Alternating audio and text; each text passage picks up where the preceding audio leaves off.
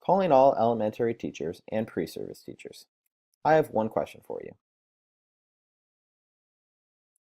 Is teaching mathematics a hassle, day in and day out, in your classroom, or soon-to-be classroom? If so, you have found yourself in the right place. Let's take a look at some facts. Both practicing and pre-service teachers report high levels of anxiety towards mathematics. Pre-service teachers, mathematics anxiety has also been found to negatively correlate with their mathematics teaching efficacy. According to Gresham, pre-service teachers who demonstrate low levels of math anxiety had higher levels of mathematics teaching efficacy. Let's face it, math in general gives us all a bit of anxiety, let alone the instruction of mathematics to our students. And the fact of the matter is we are all expected to be experts at integrating new and engaging mathematics teaching strategies into our curriculum when many of us have not taken any type of secondary education or professional development course in this subject before or even in the recent past. So what can we do about this? If we look at this picture, you can see teachers and students engaged. But on what? Robotics, that is what. Using robotics integration is a new, engaging, and motivating technology to more effectively teach mathematics to our students. Robotics is no longer just a game for students in the elementary grades, but it can also be a way to deliver content knowledge. So we're trying to increase engagement for both teachers and students. We're going to provide you some tips for integrating robotics into your problem-based learning curriculum. Keep that problem-based learning curriculum in the back of your mind for 1 second. We're going to give you some new teaching strategies, some practical ones that you can use day in and day out in your classroom. We're also going to connect math content knowledge to relevant real-world problems. So connecting these real-world problems to our curriculum and to our math content is really where we can shine as teachers. So that's in that problem-based learning curriculum, connecting our actual content to real-world problems so we can really engage our students. So what is problem-based learning? Problem-based learning, also referred to as PBL, is a student-centered pedagogy in which students learn about a subject through the experience of solving an open-ended problem. Students learn both thinking strategies and domain knowledge. And robotics is easily integrated into this type of curriculum.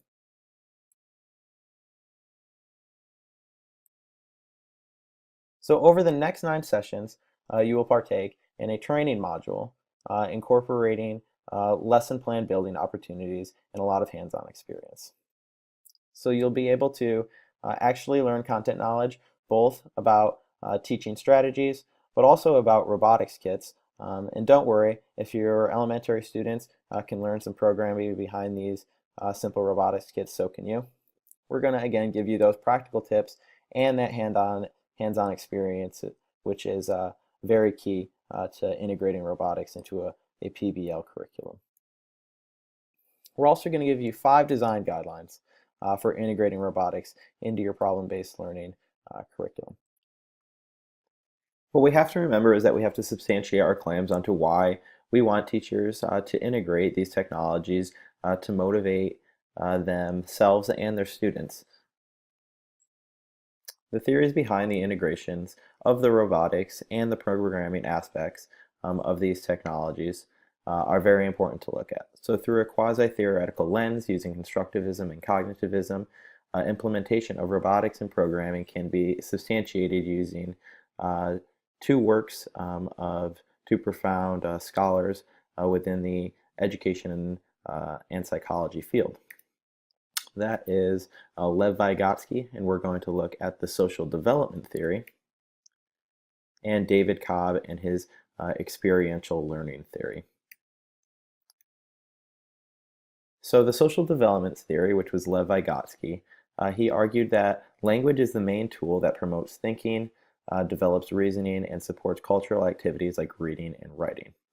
So in this case, the language would be coding or programming. It's a type of computer programming language, as a lot of people would like to say.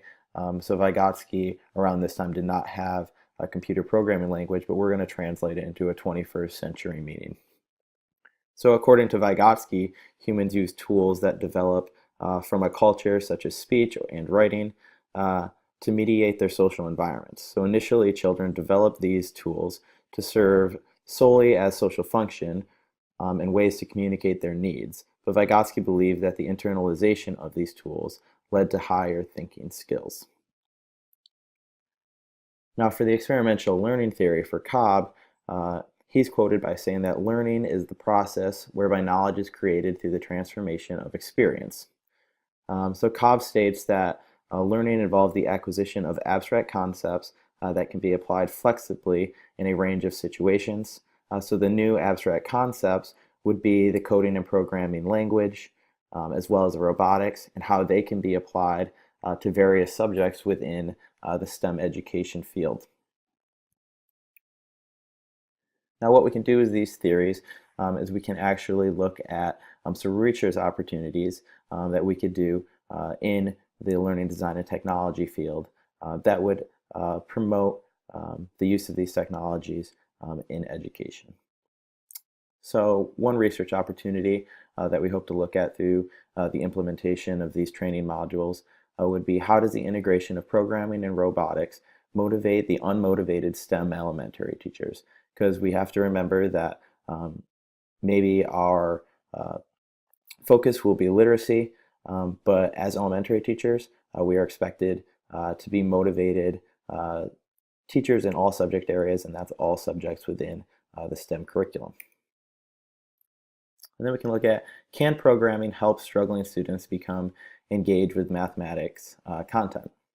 So a lot of the time, you can't think possibly about putting programming and mathematics, maybe two things that students may struggle with. There seems to be a correlation between them, but maybe the combination of these two topics could actually motivate some of these struggling students and engage them, and hopefully increase their student achievement within the mathematics area.